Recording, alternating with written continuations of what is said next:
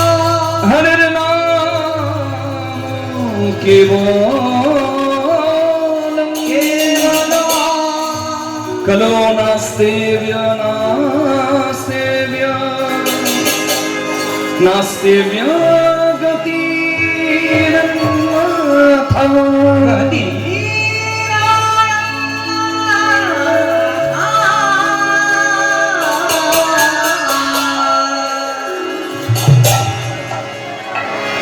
হরিনাম শ্রেষ্ঠ নাম। গতি নাই, গতি নাই, গতি নাই আমার কথা নয়, শাস্ত্রে বলা। গতিরন্যথা, অন্য কোনো গতি নাই। আপনার গুরুদেবের দেওয়া মন্ত্র আপনি জপ করবেন, আপনার একা উদ্ধার হবে, আপনার বাবারও হবে না, আপনার পুত্রেরও হবে না, মানে ছেলেরও হবে না। কিন্তু হরিনাম যদি পরিবারে একজন গায় আর সবার যদি কানেও যায়, যত জনের কানে যাবে এই হরিনামের ক্রিয়া আছে, তত জনের মঙ্গল হবে। নিতাই গৌর প্রেমানন্দে হরি হরি বল। ওই জন্য হরিনামের জন্য এত কষ্ট করে এত আয়োজন। রাধে রাধে। এই হরিনাম প্রেম দ্বারা বিষের হাত থেকে জগৎজীবকে বাঁচালেন চৈতন্য মহাপ্রভু। কলিকালের মানুষকে দিলেন সহজ উপায়, সহজ উপায়। কারণ জানতেন যে কলির মানুষ বড় চতুর, এদের ধৈর্য কম, মতি কম, আয়ু কম। সহজ করে দিলেন, বেশি জটিল নয়, বেশি কঠিন নয়, সহজ উপায়। রাধে রাধে। আর সেইটুকু যদি আমরা না করতে পারি তাহলে আমরা হব সব থেকে বড় বোকা। যারা হরিবাসরে এসেছেন আপনারা একটা কথা মানেন, একটা কথা জানেন, ভগবান কত বড় চতুর। যে কৃষ্ণ ভজে সে আরো বড় চতুর। রাধে রাধে। আপনারা সবাই জানেন প্রহ্লাদের পুত্র বিরোচন, বিরোচনের পুত্র বলি মহারাজ, দৈত্যকুল। কিন্তু হরিকৃপা পেয়েছে প্রহ্লাদ, তার পুত্র বিরোচন, বিরোচনের পুত্র বলি। পরম ধার্মিক, পরম জ্ঞানী, দানবীর, যে যা চাইছে তাই পায়। দেবতারা সংকটে পড়ে গেছে যে একজন দৈত্যকুলের সম্রাট এত শক্তিশালী, সেই বলি দেবতাদেরকে পছন্দ করতো না। দেবতারা ভগবানের কাছে প্রার্থনা করেন, প্রভু আপনি উদ্ধার করুন। ভগবান বামন রূপ ধরে এলেন বলি রাজার কাছে। বলি রাজা বললেন, বলুন ব্রাহ্মণদেব আপনি কি চান? যা চাইবেন তাই পাবেন। বলে আমার বেশি না, 3 পদভূমি চাই। 3 পদভূমি, 3 পদভূমি। এই 3 পদভূমি আমার মতো এই বীরের কাছে আপনি চাইছেন, আপনি বেশি কিছু চাইতে পারতেন। বলে আমার শুধু 3 পদভূমি লাগবে। বলে বেশ, তাহলে বলুন আপনার কোন 3 পদভূমি দরকার? ব্রাহ্মণদের আপনি বলুন কোন 3 পদভূমি দরকার? বামন রূপী ভগবান, বামন রূপী ভগবান এক পদে স্বর্গ, এক পদে মর্ত ঢেকে দিলেন। বলি স্ত্রী বৃন্দাবলী, বলি রাজার স্ত্রী বৃন্দাবলী বললেন, স্বামী তুমি যা দান করছো এটা তো তোমার কিছু নয়, স্বর্গও তোমার নয়, মর্তও তোমার নয়, তুমি নিজের কিছু দাও। কারণ যে এসেছে সামনে সে সাধারণ কেউ নয়। বলি রাজা তখন নিজের জিনিস দান করলেন, নিজের মাথাটা পেতে দিলেন, প্রভু ওই চরণ, 3য় চরণ আমার মস্তকে দান করুন। আস্তে, কথা নয়, কথাগুলো বড়ই মূল্যবান, একটু শুনবেন। 3য় চরণ ধারণ করলেন বলি রাজা। বলি রাজা গেলেন কোথায়? আমরা একটা কথা বলে দিই যে পাতাল, পাতাল নয়, ওপরে 7টা, নিচে 7টা, ভূলোক, ভুবলোক, স্বর্গলোক, তপলোক, জনলোক, মহলোক, সত্যলোক। ওপর দিকে 7টা ভুবন আর নিচের দিকে 7টা ভুবন, অতল, বিতল, সুতল, তলাতল, রসাতল, মহাতল, পাতাল। বলি রাজা কোথায় গেছেন? পাতালে নয়, বলি রাজা আছেন সুতলে। অতল, বিতল, সুতলে। বলি রাজা বললেন, প্রভু আমি তো, আমার তো অধগতি হবে, আমি তো নিচে যাব, তা আমি তো তোমার চরণ ছাড়া হয়ে যাব। হে প্রভু আমি তোমার কৃপা পেতে চাই, সব সময় আমি যেন তোমাকে নয়ন সম্মুখে দেখতে পাই। ভক্তের ইচ্ছা দেখুন, বলে না ভগবান কত বড় চতুর, যে ভগবানকে সত্যিকারের ভালোবাসে ভজন করে সে আরো বড় চতুর। বলি রাজা তার প্রমাণ। বলি রাজা, যার দাদু প্রহ্লাদ যিনি হরির উপাসনা করেছিলেন, ধন্য হয়েছেন, সেই বলি রাজা বললেন প্রভু আমি তোমাকে সব সময় চাই। ভগবান বললেন বলি তুমি মস্ত বড় চতুর, তুমি আমাকে সব সময় চাইছো, তার মানে আমাকে তোমার সঙ্গেই থাকতে হবে। বলি রাজা দরজার দারোয়ান হলেন স্বয়ং ভগবান। চিন্তা করুন, ভগবানকে দরজার দারোয়ান করে দিলেন ভক্ত। চালাকি দেখুন, এইরকম ভজন করতে হবে।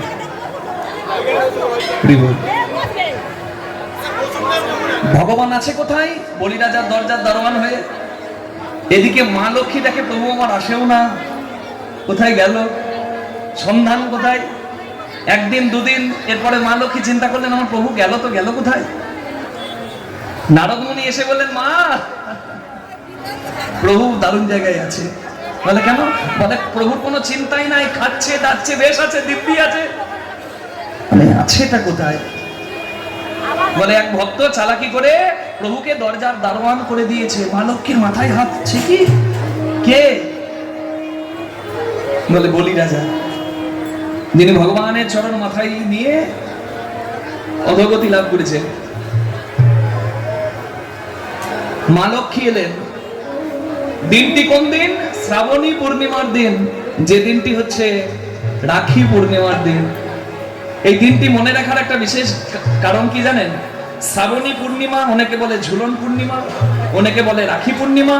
এই দিনে বলরাম দাদার জন্মদিন, আর এই দিনে মা রোহিণী বলরামকে জন্মদিন বলে পায়েস রান্না করে দিয়েছিল, যেতে দেয়নি। সেই সুযোগে কৃষ্ণ ভগবান কালীয় নাগকে কালীয় দমন করেছিলেন, উদ্ধার করেছিলেন। নিতাই গৌর হরি হরি। একটা দিন, পূর্ণিমার দিন। আমরা বলি রাখি বন্ধন করেছে কে? না রবীন্দ্রনাথ ঠাকুর। আমি রবীন্দ্রনাথ ঠাকুরের প্রতি কোনো অশ্রদ্ধা নিবেদন করছি না, শুধু জানিয়ে রাখছি, আপনাদের জেনে রাখা উচিত। অনেকদিন আগে, আমি যেটা কথা বলছি সেটা হচ্ছে পুরাণের কথা, রবীন্দ্রনাথ ঠাকুর 200 বছরের কথা। বলি রাজার কাছে গেলেন মা লক্ষ্মী। মা লক্ষ্মী প্রথম বলি রাজার কাছে গিয়ে বলি রাজাকে হাতে রাখি বন্ধন করলেন। ভাই ভাই ভাই ভাই, দাদা দাদা দাদা দাদা করে মা লক্ষ্মী এসে রাখি বন্ধন করলেন। বলি রাজা প্রসন্ন হলেন, বোনকে রক্ষা করবেন তিনি, তাই কথা দিলেন। আর বললেন আজকে যা চাইবে আমার বোন আমার কাছে আমি তাই দেব। আমাকে দাদা ভাই বলে যখন রাখিটা বেঁধেছে, যা চাইবে তাই দেব। আমার বোনের কি চাই আমার থেকে? বলে বেশি কিছু চাই না, ভগ্নিপথকে চাই। ভগ্নিপথ কোথায় গেল? এসে দাঁড়িয়ে গেছেন আমার ঠাকুরজি, হাত জোর করে। এদিকে আমি সেই বলি রাজার কাছ থেকে চালাকি করে মা লক্ষ্মী বলল আমি ভাই ফোটাতে যেমন চাই না, কি চাই? রাখিটা বেঁধে ভাই ফোটাতে যেমন চাই, তেমনি রাখি বন্ধনও দেখবেন রাখিটা বাঁধার পর বোন কিছু চাই। কি চাই? ওই যে দরজায় দাঁড়িয়ে আছে যে, তাকে নিয়ে মা লক্ষ্মী আবার পুনরায় ফিরে এলেন আনন্দের ধামে। রাধে রাধে। ভগবান শিশুপালকে যেদিন বধ করেছিলেন, ভগবানের শিশুপাল বধ করার পর সেই চক্র এসে ভগবানের আঙুলে একটু কেটে দিয়েছিলেন। সুদর্শন চক্র এসে ভগবানের আঙুলে ব্যথা দিয়েছিলেন, রক্ত পড়েছিল ভগবানের। সেখানে দাঁড়িয়েছিল কুন্তী, দাঁড়িয়েছিল দ্রৌপদী, দাঁড়িয়েছিল সুভদ্রা আর কুন্তী ভাবছে কোথায় বসন আছে দেখি, কৃষ্ণের একটু আঙুলটা বাঁধি। কিন্তু দ্রৌপদী নিজের বস্ত্র ছিঁড়ে কৃষ্ণের আঙুলটা বেঁধে দিয়েছিল। দ্রৌপদীকে রক্ষা করার প্রতিজ্ঞা ভগবান শ্রীকৃষ্ণ করেছিল। তাহলে চিন্তা করুন, এই যে বন্ধন দিয়ে ভগবানকে বাঁধা, এটা রাখি বন্ধন রূপে অনেকদিন আগে থেকে শুরু হয়ে আসছে। আমরা শুধু ভাবছি রাখি বন্ধন নাকি 200 বছরের অনুষ্ঠান। তাহলে ভক্ত যদি চতুর হয়, চাতুরালি করে সে ভগবানকে বাঁধতে পারে, এমন চাতুরালি করা উচিত বলি রাজার মতো। আর আমরা তো মূর্খের মতো চালাকি করি, সারা দিন চলে যায়, দিনান্তে একবার তাকে কৃতজ্ঞতা জানাই না, একবার হরিও বলি না, কৃষ্ণও বলি না, একবার শিব বলি না। নিদায় গৌর প্রেমানন্দে হরি বল, হরি হরি হরি বল। আমরা সব জেনেও অন্ধ, তাই জ্ঞানন্দ গলির জীবকে পথ দেখালেন চৈতন্য মহাপ্রভু। রাধে রাধে। এই রূপে উদ্ধারী